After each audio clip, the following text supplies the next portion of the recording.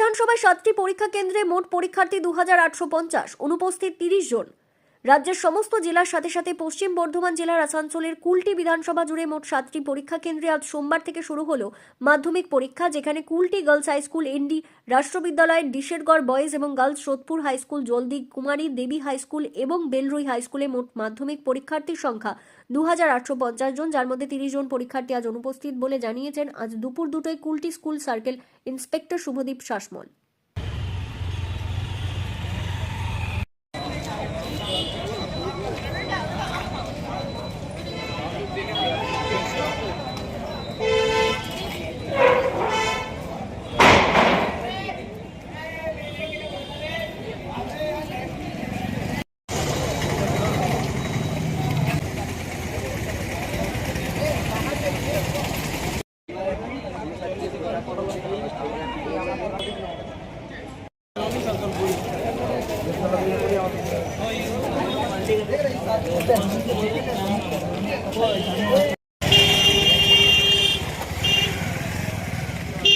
आज ओम नीला है।